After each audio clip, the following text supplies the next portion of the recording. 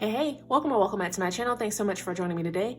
I'm Jerry, aka One Frugal Introvert. I get paid on a monthly basis, but I budget weekly, and I'm learning how to both manage my money and how to make more of it. So I've been getting some questions from a lot of you guys, and you've been wondering, how do I budget weekly if I only get paid monthly?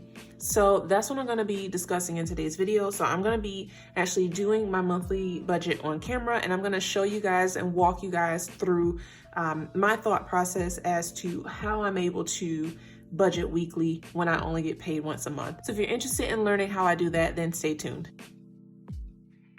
So the first thing I like to do is I like to write out my income. So I'm a salaried employee, so my income is pretty much the same every single month, so I already know what to expect. So you're gonna write out whatever you're expecting to get at the beginning of the month. So the next thing I like to do is figure out how I'm gonna group my weeks. So here's what I mean by that. So I'm gonna go to my planner. I'm gonna turn to the month of May. So May's a pretty easy one because the first day of the month falls on a Sunday. So whenever this happens, my week is gonna start on Sunday and end on Saturday. So my first week of the month that I'm gonna budget for is gonna be Sunday the 1st through Saturday the 7th. Now, sometimes it's a little bit different depending on how the days of the month fall. So for example, last month in the month of April, the first of the month fell on a Friday. So what I did was I grouped my week from Friday the 1st through Saturday the 9th, because I kind of like to end my weeks on Saturday. So it all depends on how you want to do it. If you wanted to do, let's say, Friday through Friday and then Saturday starts your new week, you could do that. Another example, let's go to the month of June. So it looks like the 1st is going to fall on a Wednesday. So how are you going to group your week? Are you going to just do Wednesday through Saturday as your first week? Are you going to do Wednesday to Wednesday, or are you going to do Wednesday to Saturday? So figure out how you're going to group your first week, and then all the rest of the weeks will kind of flow after that. So in this case, like I said, because the first day of May starts on the 1st, then I'm gonna group my first week, Sunday, May 1st through Saturday, May 7th. So the next thing I'm gonna do is list out all the bills that are gonna fall in that first week. So for me, I know I have 3 bills that are gonna come out this week. So on the 1st, my rent is gonna come out. I know Verizon is gonna come out on the 1st for $90. And then my internet is gonna come out. Usually it comes out either on the 5th. Some days I've seen it come out on the 7th, but I know it's gonna come out one of those 2 days. So that's $54.99. So those are the only 3 bills that I have for the first week. And then what I also like to go ahead and do is set aside the money that I'm gonna pay towards my student loans. Now, as you guys know, Biden has not said go yet on the loan, so we are still not expected to repay those. But what I started doing last year was I started putting aside $350 every single month in my high yield savings account, and it's just sitting there collecting interest until it's time for me to pay those loans back. So I know I'm gonna send my $350, so I'm gonna go ahead and do that on the 1st of the month. So those are all of my bills and my debt for that first week. The next thing that I like to do is pay myself through savings and investments. Every single month, I like to go ahead and just transfer my $300 over to my Roth IRA with Fidelity, transfer $50 over to my regular savings account. And then every week, what I like to do is invest either $20 to $25 into some type of cryptocurrency like Bitcoin, or in a stock or an ETF in my Robinhood account. The next thing that I do is figure out my cash envelopes or my variable expenses. So for this week, I have a lot of variable expenses that I need to budget for. I need to get groceries, gas, things for the home, personal items, medicine, and then I always like to budget at least $20 a week for miscellaneous. Usually for me, miscellaneous means eating out, but you know, just anything that might pop up, I always like to give myself $20 for that. So for this week, I'm gonna be budgeting $220 for my variable expenses. Next, I figure out what sinking funds I wanna stuff for this week. So if you don't do sinking funds, you can actually just skip this part, but I do encourage you to at least consider using sinking funds. They are a game changer. I can definitely say that from experience. But if you don't know what sinking funds are, I am actually gonna be doing a video soon on what sinking funds are and how you can get started. But just for the purpose of this video, I'm gonna just kind of briefly give you an overview of what they are. So basically a sinking fund is a fund that you start for expected expenses. So think car maintenance, think medical for like doctor's visits or dentist appointments or medicine, things like that. So things that you know are absolutely going to occur at some point in the future, every week or every paycheck, however you want to do it, you just set a little bit of money aside. So that way, whenever the expenses do occur, you already have the money set aside to go ahead and cover those expenses. So I have 11 sinking funds total that I'm going to be stuffing this week, 6 savings challenges that I'm going to be stuffing this week as well. So you absolutely do not need to have as many sinking funds and savings challenges that I do. These are just the ones that are important to me. So I'm going to be contributing $192 towards those sinking funds and those savings challenges. So once we have everything listed out, we're going to add up all the totals.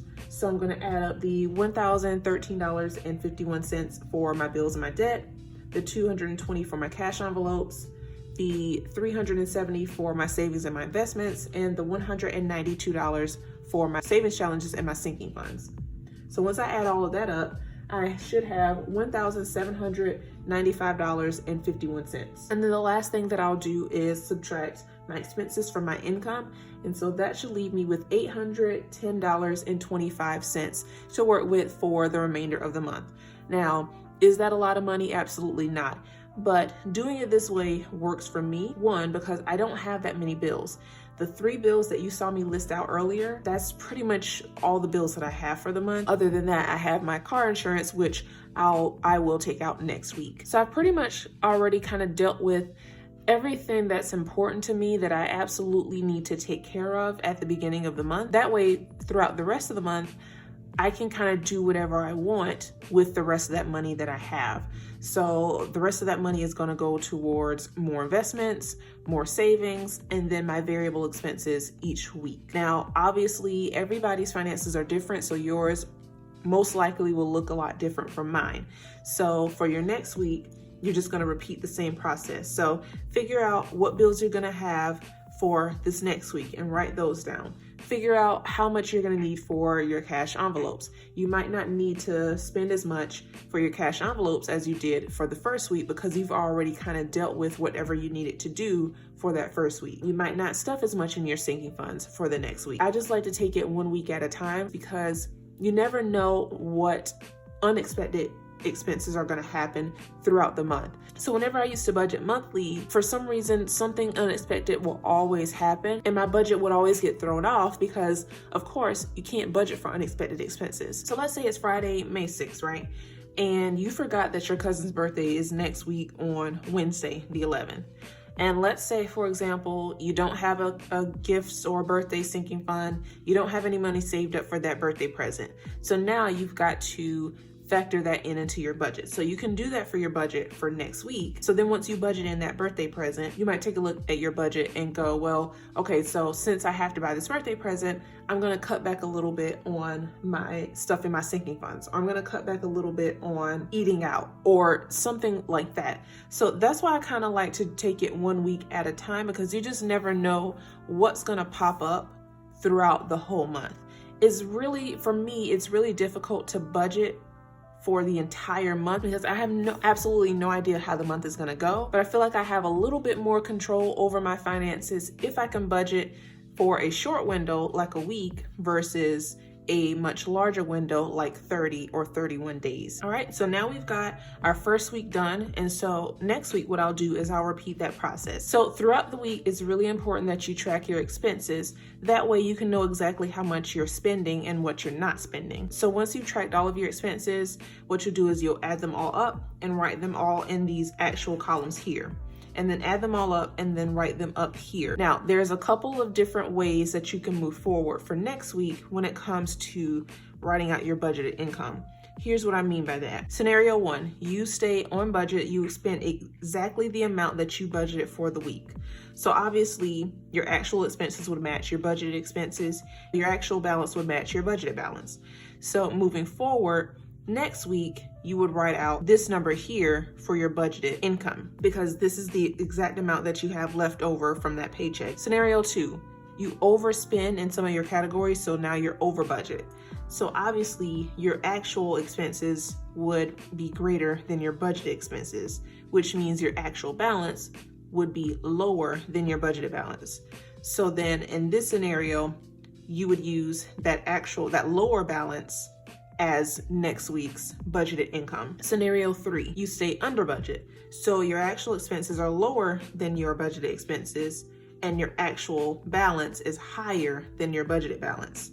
In this case, what you could do is, if you wanted to save a little bit more money and challenge yourself to not spend as much, instead of writing the higher balance for your budgeted income for next week, you could stick with using the budgeted balance, which is a little bit lower than the actual. So for example, let's say you budgeted $50 for groceries, but you only spent $30. So that means you have an additional $20. So instead of your balance being $810, now you've got $830 left over in your paycheck. So you could write the $830 for your budgeted income for the next week. Or if you want to challenge yourself to spend a little bit less, use the $810 as your budgeted income anyway. And then you can either roll over the $20 for next week in your groceries envelope. You can save that $20, you can invest that $20, or you could put that $20 in your sinking funds. So this is usually the route that I like to go. I like to try to challenge myself to spend less money, and I usually will put that extra money that I have left over into some of my savings challenges. So yeah, doing this is just one way that you can save a little bit more money or invest a little bit money. You already have kind of made up in your mind that you're gonna have this $810 instead of $830. So why not just go ahead and save or invest that money instead of adding it back into your budget to spend for next week? So if you have any questions about anything or any feedback, leave it down below in the comments. So that was it for this video, you guys, and I hope you guys enjoyed it. If you did, please be sure to give it a big thumbs up and subscribe if you want to see more like it in the future. I hope you guys have a fabulous day. Enjoy the rest of your week. Stay safe, be blessed, and until next time, peace.